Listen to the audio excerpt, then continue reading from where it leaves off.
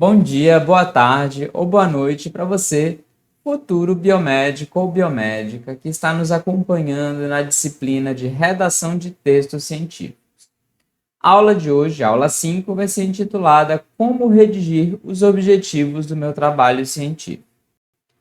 E a gente começa com aquela velha recapitulação. Então, anteriormente, na nossa aula, conhecemos um pouco sobre o que é o plágio, definimos os diferentes tipos de plágio, quais as consequências do plágio, especialmente voltados para a ciência. Então, reforço mais uma vez que o plágio é crime, viu, gente?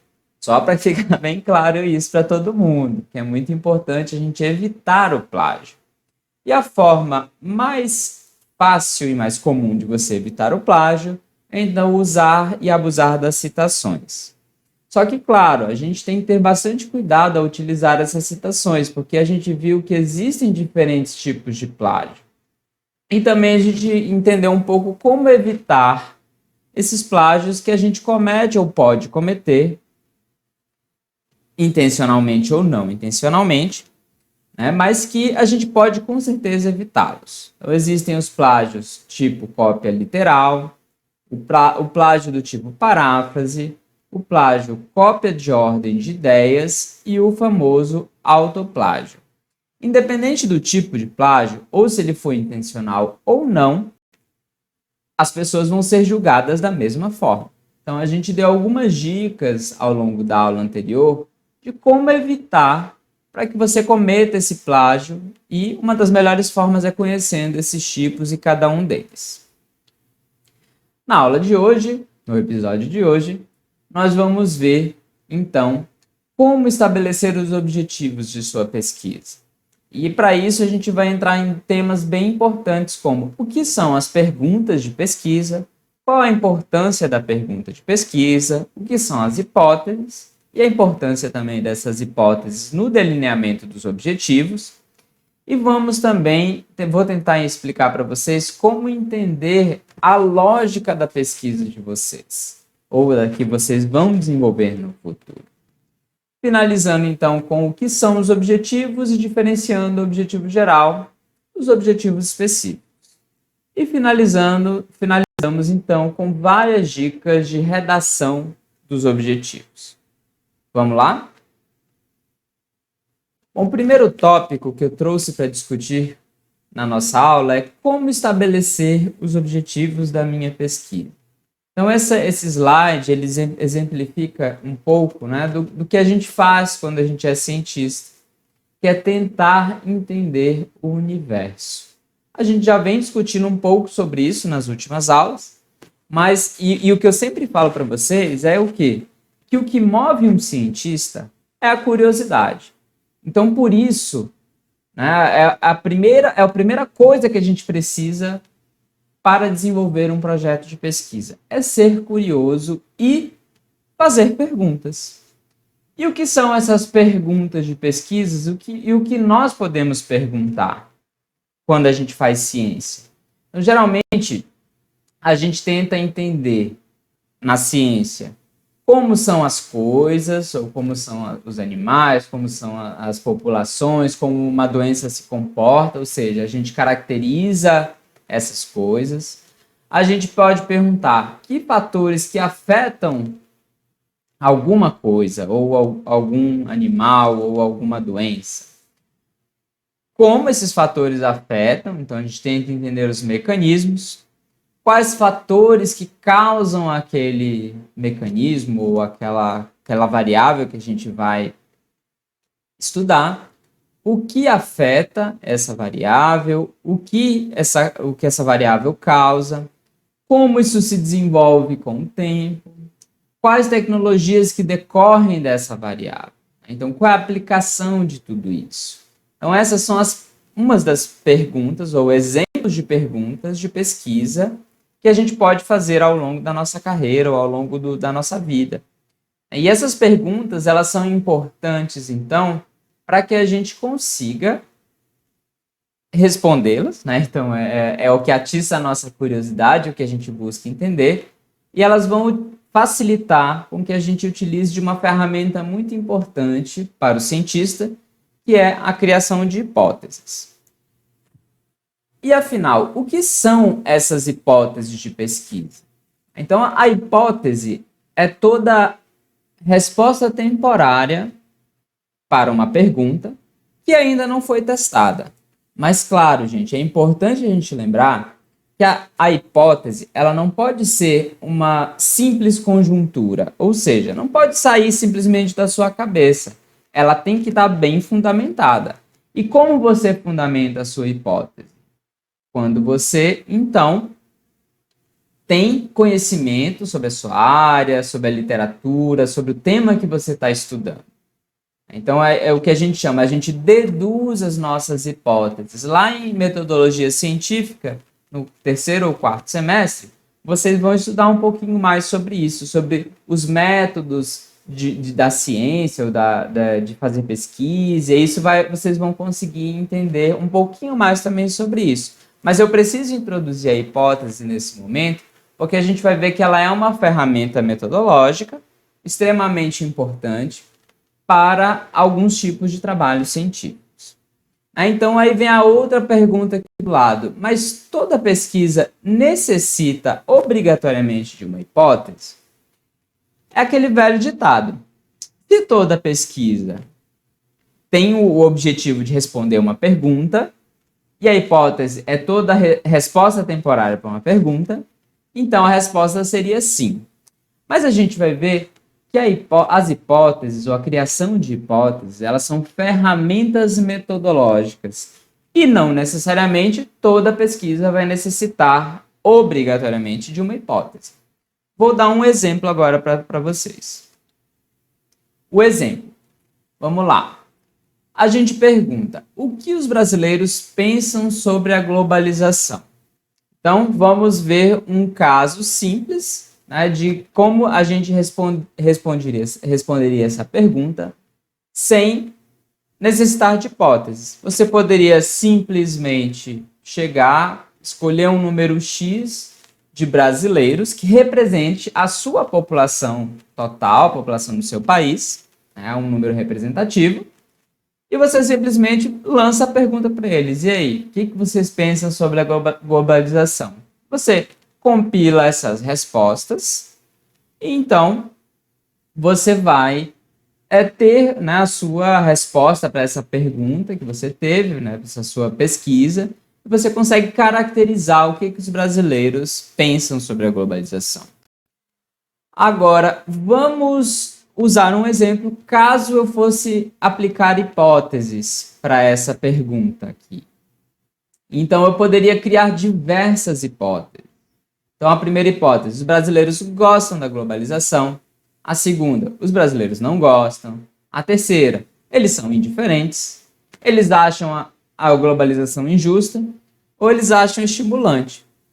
Então, se eu fosse testar todas essas hipóteses, o caminho seria muito mais longo do que se eu simplesmente jogasse a pergunta, como eu dei o exemplo anteriormente.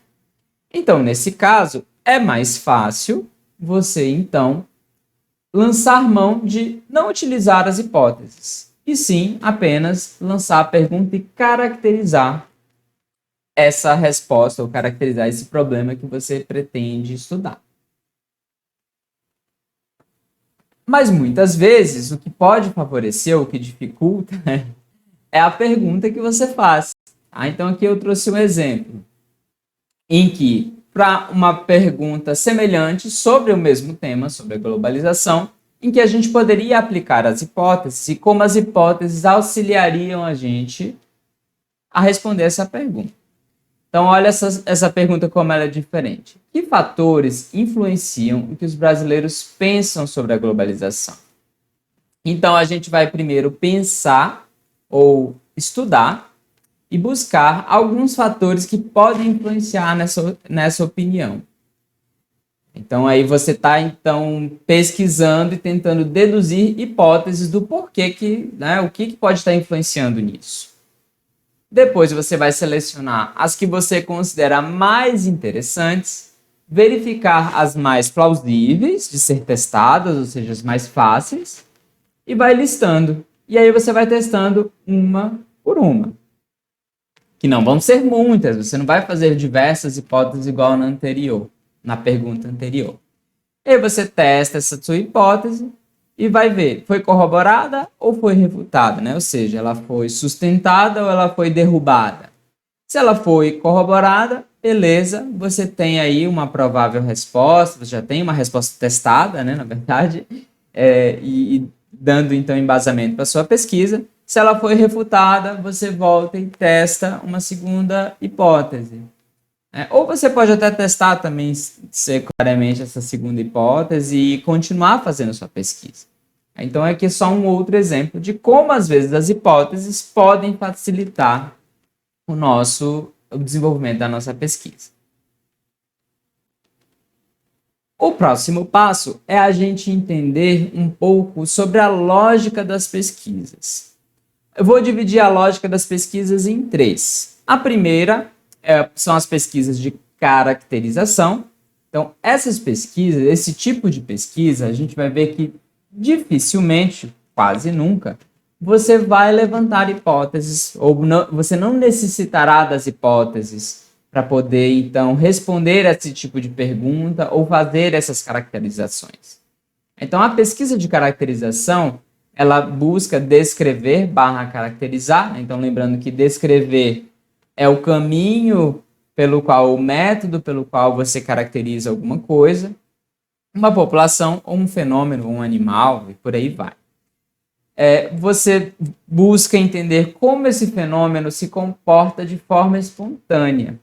Ou seja, muitas vezes você vai caracterizar também variáveis. Então, as variáveis vão ser todas as características daquela população que você vai buscar descrever e vai tentar entender, né? Como o nome já diz, a variável varia. E aí tudo que varia é uma variável. Então você pode ir caracterizando cada uma das suas variáveis, ou diversas variáveis. Um exemplo de uma pesquisa de caracterização. O objetivo da minha pesquisa é caracterizar o perfil lipídico dos discentes do curso de biomedicina. Então, para essa pesquisa, eu vou lá, coleto o sangue dos alunos, faço os exames de dosagem dos lipídios, né, para a gente entender como funciona, como é esse perfil lipídico, né? Então a gente vai ver triglicerídeos, colesterol, LDL, HDL, né, colesterol e frações e por aí vai. Então, só para que vocês entendam um exemplo simples de uma pesquisa de caracterização. O outro tipo de lógica de pesquisa são as pesquisas que eu chamo de associação, ou pesquisas associativas. Mas é importante, antes de a gente entender esse tipo de pesquisa, que a gente entenda um pouco sobre a diferença entre associação e correlação. Então, a associação, ela busca entender como uma ou mais variáveis estão associadas entre si. Enquanto que a correlação, que é um tipo de associação, ela geralmente você sabe como uma variável, você vai testar como uma variável vai influenciar diretamente na outra. Ou seja, quando uma aumenta, a outra diminui, ou quando uma aumenta, a outra aumenta, ou quando a outra uma aumenta, a outra diminui. Então aqui tem um exemplo de gráficos que representam esse tipo de correlação. É uma correlação em que quando uma variável aumenta, a outra diminui, e um outro tipo de correlação em que enquanto uma variável aumenta, a outra também vai aumentar.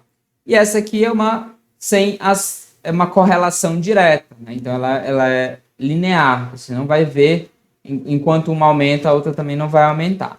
Geralmente, esse tipo de associação, ou esse tipo de pesquisa de associação, ele envolve o teste das hipóteses, enquanto que a caracterização, que a gente viu anteriormente, ela não necessitará que você teste hipóteses.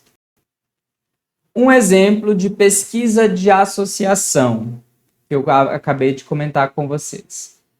Existe, então, a gente verifica que existe uma associação positiva entre o número de vezes que o professor Tiago abre e fecha a porta da sala de aula e o desempenho dos alunos na disciplina de redação de textos científicos.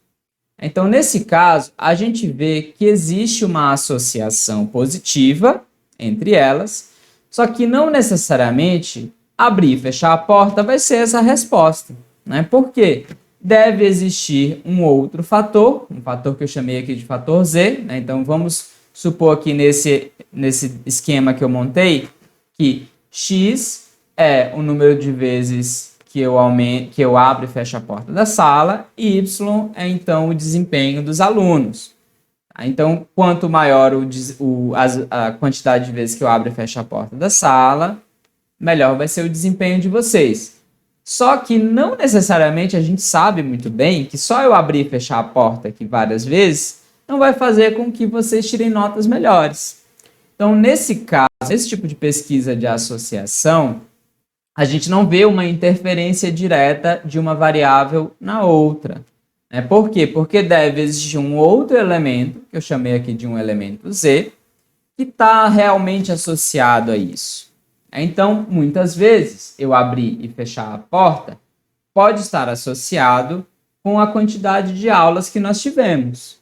Então, quanto mais aulas, ou melhor vai ser o desempenho de vocês na nossa disciplina. Então, só para a gente entender que aqui a gente tem uma associação sem interferência de uma variável diretamente sobre a outra. Um outro tipo de pesquisa de associação. Então, foi verificado que a higiene bucal, ou seja, número e intensidade com que o indivíduo escova os dentes, está associada com a menor incidência de problemas cardíacos. Só que a gente sabe que o simples fato de você escovar os dentes sempre, todos os dias, e aumentar o número e a intensidade, não vai fazer com que você diminua os problemas cardíacos. Então, novamente, aqui a gente observa que, apesar de existir uma associação entre essas duas variáveis, esses dois elementos, esses dois eventos, existe um fator Z, um outro fator que a gente ainda não sabe o que é, que pode estar influenciando nessa associação, né, ou interferindo também nessa associação. Então, provavelmente, uma pessoa que escova mais os dentes, ela pode ter mais autocuidado, né? Então ela deve praticar mais exercícios e isso faz com que ela não desenvolva problemas cardíacos. Bom, o que é importante a gente entender nessas pesquisas de associação em que a gente não observa interferência? Que elas sempre vão ser um primeiro passo para que você entenda um fenômeno. Então, você começa a caracterizar e observar e a buscar essas associações que expliquem aquele fenômeno. E aí, depois, você vai buscando cada vez mais outras associações diferentes para tentar explicar aquilo que aconteceu. O terceiro tipo de pesquisa, é uma pesquisa associativa de interferência ou simplesmente pesquisa de interferência.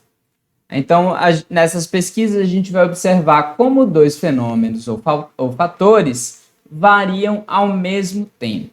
Então, ela testa a associação entre variáveis, mas supondo que uma interfere sobre a outra, né? Então, aqui a gente já sabe que uma obrigatoriamente ou provavelmente vai interferir na outra. Então, nesse caso, a gente deve mostrar ou que a variável x reduz a variável y, ou que a variável y reduz a variável x, então, que foi os exemplos que eu mostrei anteriormente. Um exemplo de uma pesquisa que teve esse objetivo, né, de buscar de interferência, né, de buscar associação com interferência. Então, ela buscou aqui, ela verificou uma correlação positiva ou uma correlação direta, que a gente está vendo aqui representado nessa linha, nesse gráfico de linha, entre o consumo de oxigênio e a temperatura da água. Então, aqui a gente vê que quanto mais a variável temperatura aumenta, mais aumenta também o consumo de oxigênio nessa espécie de peixe, né, que ele usou para fazer essa pesquisa. Um outro tipo de pesquisa de interferência bem interessante é o estudo que a gente chama de causa-efeito.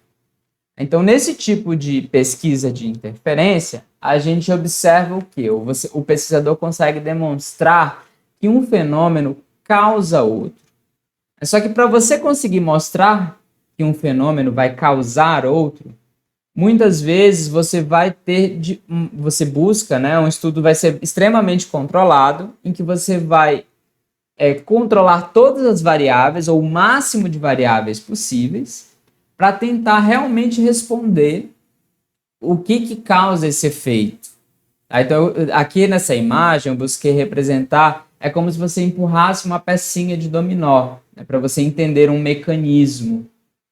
Então, você tem que entender diversos fatores e associações diferentes nesse evento que você está buscando, para compreender esse mecanismo de uma forma ampla. Então, geralmente são estudos mais controlados, em que você busca a influência de um fenômeno sobre o outro, e geralmente você também usa modelos animais. É uma outra característica importante desse tipo de estudo, que é o estudo de causa e efeito, né? Você tenta controlar e eliminar o máximo das interferências sobre o teu estudo. Entendendo agora a lógica das pesquisas, a gente vai tentar falar e conversar sobre o que é o objetivo do trabalho, e daqui a pouco a gente entende um pouco mais como essa lógica da pesquisa vai influenciar e vai ser importante na hora de escrever o objetivo de um trabalho. Então, o objetivo, ele esclarece o que o pesquisador pretende desenvolver. Então, a gente comentou que a atividade científica, ela sempre busca responder perguntas. Então, e essas perguntas, elas são transformadas em afirmações. Então, essas afirmações podem ser, muitas vezes, as suas hipóteses ou os seus objetivos, né? Então, fica uma dica para vocês, que vocês consigam entender como escrever os objetivos também. E ela indica a natureza desse objetivo, se ele é descritivo ou de caracterização, se ele busca causa ou se ele quer explicar fenômenos.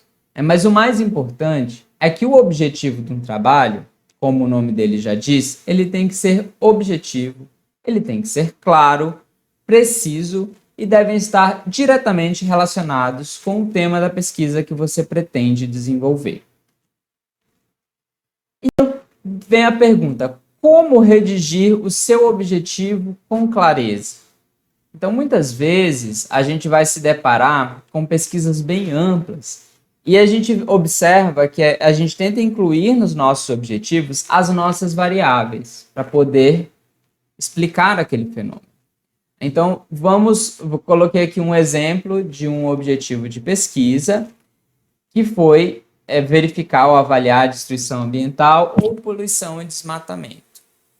Tá? Então, se a gente fosse, né, geralmente quando a gente vai sentar para escrever os objetivos, a gente tenta delinear todas as variáveis que a gente está avaliando e vai incluindo elas ali nos objetivos. Então, seria detectar ou caracterizar os metais dissolvidos na água, fumaça naquela região, produtos tóxicos. Então, tudo isso poderiam ser objetivos. No entanto, ao invés da gente focar em caracterizar todas essas pequenas variáveis, a gente pode simplesmente deixar nosso objetivo mais claro e, então, caracterizar, por exemplo, a poluição de uma certa região. Então, por quê? Né? Para caracterizar a poluição, você vai ter que dosar os metais, verificar a quantidade de fumaça, se tem ou não tem produtos tóxicos, os tipos de lixo que tem ali, emissões de gás carbônico, quantidade de oxigênio no ar e por aí vai. Um outro exemplo é se junto nesse mesmo trabalho você também vai avaliar ou caracterizar o desmatamento da área. Então seria um segundo objetivo. Então, um objetivo específico, como a gente vai ver daqui a pouco. Então, aqui a gente vai, então, para esse objetivo, caracterizar quantas manchas de floresta existem ali, os tipos de transporte que são utilizados, coletar relatos pessoais, caracterizar tipos de árvores, ou quantidade de árvores, ou diversidade de árvores, e assim a gente consegue tentar avaliar como aquele desmatamento está ocorrendo naquela área. E tudo isso, né, vai representar, então, uma destruição ambiental, ou caracterizar a destruição ambiental. Então, nesses objetivos, para redigir o objetivo com clareza, a gente sempre, uma das principais dicas é tentar fazer esse esquema dos teus objetivos. Porque quando você consegue enxergar as suas variáveis, que a gente chama de variáveis operacionais, que são aquelas que você consegue, aquelas que você vai testar e manipular ao longo do seu trabalho, e você consegue visualizar as variáveis teóricas, que são as que emergem dessa variável operacional, você consegue, então, definir com mais clareza e mais facilidade os seus objetivos, né, não incluindo milhões de objetivos ali no seu trabalho. Então, é uma coisa que é super importante a gente entender, que a qualidade de um trabalho científico, ela não vai estar diretamente associada com o número de objetivos que você tem no seu trabalho, e sim com o alcance ou com as generalizações que você faz em cima de tudo aquilo ali. No slide anterior, eu falei um pouco sobre já o objetivo geral e os objetivos específicos. Mas afinal, o que são esses dois objetivos? O objetivo geral, como o nome já induz a gente a entender, ou tentar entender, ele é mais amplo. Ele tem um alcance empírico bem maior. É o seu principal objetivo. E os seus objetivos específicos, eles vão ser, então, objetivos de menor alcance metodológico. Então, se nós atingirmos os objetivos específicos, a gente alcança o objetivo geral. Por isso, esses objetivos específicos, eles devem ser estrategicamente elaborados para tornar esse teu objetivo, que é muito mais amplo, muito mais fácil também de ser atingido. Eu faço sempre uma pequena comparação entre o que seria o objetivo geral e o objetivo específico. Então, pensem que o objetivo geral é como se fosse uma imagem de um quebra-cabeça. Quando você compra o quebra-cabeça, vocês já devem ter brincado disso alguma vez na vida, então vem aquela imagem bonita com as pecinhas, e você vai ter que montar. A imagem é o seu objetivo geral. Enquanto que cada pecinha daquele seu quebra-cabeça podem ser considerados, ou a gente pode comparar com os objetivos específicos. Que se você juntar todos eles, você forma aquela imagem bonita, aquela coisa mais panorâmica, geralzona, que a gente vê, que é super legal. Uma outra comparação muito interessante que eu faço entre objetivo geral e objetivos específicos é que você tente pensar que o seu objetivo geral é chegar no topo de uma escada. Mas para você chegar no topo dessa escada, ou naquela porta que está ali em cima, você precisa ir subindo os degraus, não é isso? Então, cada degrauzinho daquele é um objetivo específico. Se você vai passando por todos os objetivos específicos, você alcança e chega no seu objetivo geral. Agora que a gente já entendeu um pouco sobre o que são os objetivos, qual é a função deles, e já vimos algumas ideias de como a nossa pesquisa vai influenciar no delineamento desses objetivos, né, a lógica da pesquisa, eu trouxe aqui algumas dicas que vão facilitar a hora da redação dos objetivos de vocês. Então, primeiro se você tem um objetivo em que você sabe que você está testando hipótese, ou seja, se é um objetivo de associação ou uma pesquisa de interferência, você vai focar sempre em utilizar um verbo parecido, né, sinônimo, ou o verbo testar, mas a sua hipótese ou as suas hipóteses. Se você tem um objetivo sem hipótese, ou seja, se você tem uma pesquisa de caracterização, você vai focar em caracterizar ou sinônimo, pode ser descrever também, por exemplo, mas a variável ou as variáveis que vão ser caracterizadas. Não é recomendado ainda você utilizar os seguintes verbos: contribuir, usar, debater, discutir, empregar, coordenar, aplicar, apreciar, reunir, pois esses verbos, eles geralmente não vão dizer muita coisa para o teu leitor, ou podem também representar um passo metodológico e a gente vai depois discutir sobre isso. Use os seguintes verbos: analisar, avaliar, comparar e investigar apenas se seguidas da partícula se, porque geralmente isso vai dar uma interpretação de que você vai testar alguma coisa. Mas bem cuidado com esses verbos, porque eles também podem indicar um passo metodológico. Você sempre vai ter que ponderar muito bem isso. E a gente daqui a pouco vou mostrar outros verbos também que vão ter essa mesma característica. Outra coisa importantíssima sobre os objetivos do seu trabalho é que eles precisam ser atingidos. Ou seja, você só vai colocar no seu trabalho aquele objetivo que você alcançou. Por que eu estou falando isso? Porque muitas vezes a gente escreve os projetos de pesquisa visando alcançar alguns objetivos, mas quando a gente chega no final da pesquisa, nem sempre a gente consegue alcançar todos. Então a gente tem que ter bastante cuidado, porque para a redação final desse trabalho, de um TCC ou de uma dissertação de mestrado e por aí vai, você só deve incluir aqueles objetivos que foram atingidos. Para o artigo, então, nem se fala, né? E muito cuidado com os verbos que eu comentei anteriormente e mais alguns, né? Então, analisar, comparar, apreciar, avaliar, examinar e experimentar, eles muitas vezes são passos metodológicos que a gente faz ao longo da nossa pesquisa. Então, ou usem o avaliar-se, comparar-se, né, a dica que eu tinha dado anteriormente para vocês, ou nem usem. Tá? Então, tentem usar testar e sinônimos, porque, como eu havia comentado, isso pode indicar um passo metodológico da sua pesquisa. Então, depois que você coleta os dados, você analisa. Então, isso é passo metodológico. E a gente nunca deve incluir escolhas metodológicas no nosso objetivo. Eu já cometi essa gafe muitas vezes, mas a gente tem que evitar.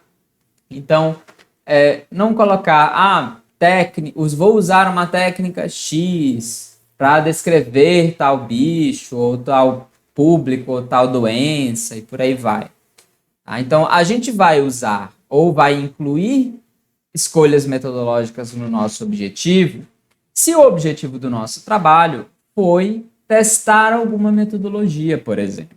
Aí, claro, você não tem como fugir de incluir essa escolha metodológica no seu objetivo de pesquisa. Tranquilo? E outra coisa muito importante, relacionada ainda aos objetivos de pesquisa, é que tudo pode influenciar nos seus objetivos de pesquisa. Então, geralmente, a gente deixa para escrever os objetivos de um trabalho, de uma pesquisa finalizada, para o final. Claro, para o projeto, a gente vai idealizar objetivos que nós pretendemos alcançar, mas, ao longo da nossa pesquisa, várias coisas podem acontecer e esses objetivos podem acabar sendo ajustados. Então, antes de você iniciar a sua pesquisa, o seu delineamento, ou seja, como você pensa em desenvolver aquele trabalho, pode alterar os seus objetivos, né? Então, por exemplo, você pode tentar aplicar, você pretende aplicar uma técnica diferente lá para poder identificar bactérias em uma certa área, uma certa região, só que você vê que no seu laboratório você não tem aquele aparelho, aquele equipamento que vai te auxiliarem a alcançar aquele objetivo. Então, naquele momento, você vai retirar, remove aquele objetivo ou altera aquele objetivo. A própria literatura, muitas vezes, te auxilia ou altera os seus objetivos, porque você vai começando a estudar e ver, opa, alguém já fez isso, então alguém já fez algo muito parecido, não vou mais fazer, né? Então, tudo isso pode também alterar os objetivos da sua pesquisa, a discussão do seu trabalho. Então, depois, quando você está lá redigindo na discussão, você começa a perceber que você teve algumas conclusões a mais ou você não conseguiu alcançar alguns objetivos. Aí você também vai removendo alguns objetivos do seu trabalho ou ajustando. Quando você analisa os seus dados, você também pode ter ou chegar àquele estalo, aquele insight, né? Poxa, tive mais uma conclusão legal, né? Com esses dados todos que eu analisei, eu encontrei mais coisas. Então, tudo isso altera o seu objetivo. Então, deixe para... isso, claro, falando, então, depois que você finalizou a sua pesquisa. Então, você deixa para escrever os seus objetivos no final da sua pesquisa, ou ajustar os seus objetivos lá no final da sua pesquisa. E com isso você vai evitar que você não alcance o seu objetivo, ou você coloque um objetivo que você não alcançou no seu trabalho. Tranquilo, né? E resumindo então a nossa aula de hoje, a gente viu como estabelecer os nossos objetivos da nossa pesquisa. Então, para isso, a gente precisa ter em mente, o cientista tem que ter muito bem em mente e enxergar muito bem os seus objetivos. Estabelecer as suas perguntas, ou a sua principal pergunta de pesquisa, e analisar se ele vai avaliar ou testar hipóteses. E, afinal, então, o que são as hipóteses? A gente viu que essas hipóteses são prováveis respostas para uma pergunta e que ainda não foi testada. E vimos também que nem toda pesquisa testa hipótese, visto que essa é uma ferramenta metodológica do cientista. E como toda ferramenta, umas vão ser úteis para alguns tipos de trabalhos, para outros não. E a gente também viu depois como isso influencia no delineamento dos seus objetivos. Vimos também que é importante a gente entender a lógica da nossa pesquisa. Eu estou caracterizando uma população, uma doença, um indivíduo. Eu estou verificando associações entre fenômenos, entre variáveis. Eu estou verificando ou sei que uma variável interfere diretamente na outra. Então, como tudo isso auxilia na redação dos nossos objetivos? Então, a gente viu que para redigir nossos objetivos, as dicas que eu dei para vocês, elas se baseiam na entender a lógica dessa pesquisa. Então, para você redigir os seus objetivos de pesquisa, seja sempre claro e objetivo. Evite colocar palavras rebuscadas ou que o seu leitor não vai entender, né? Porque ele tem que entender claramente o que você fez ou o que você vai fazer quando a gente está falando de um projeto. Então, se você usar palavras muito rebuscadas, isso dificulta o entendimento. Aí você pensa, se o cara, cientista, não soube nem escrever ou colocar no papel direito os seus objetivos de pesquisa, provavelmente o resto do trabalho também está totalmente mal escrito e mal feito. Determine quais variáveis você vai utilizar ao longo do seu trabalho. Então, tente esquematizar muito bem os objetivos da sua pesquisa para ver quais variáveis você vai incluir e quais você não vai incluir ao longo da sua pesquisa. Vimos, então, o que é o objetivo geral e o que são os objetivos específicos, que são super comuns em trabalhos de conclusão de curso, por exemplo. Então, o objetivo geral ele é mais amplo e possui esse alcance empírico maior, e os objetivos específicos são de menor alcance. E se a gente atingir esses objetivos específicos, a gente também chega no objetivo geral. Então, por isso, o cientista deve estrategicamente elaborar esses objetivos para que o objetivo geral, que é mais amplo, seja mais fácil de ser atingido. Depois disso, a gente viu diversas pequenas dicas sobre como escrever e como escrever os seus objetivos. Então, a gente viu que nunca devemos colocar passos metodológicos ou escolhas metodológicas ao longo do nosso objetivo e que a gente deve se basear sempre na lógica da sua pesquisa. Se você está caracterizando um indivíduo, uma população, uma doença, você vai focar nos verbos caracterizar e sinônimos, mais a variável ou as variáveis que você está caracterizando, que você pretende caracterizar, ou que você já caracterizou.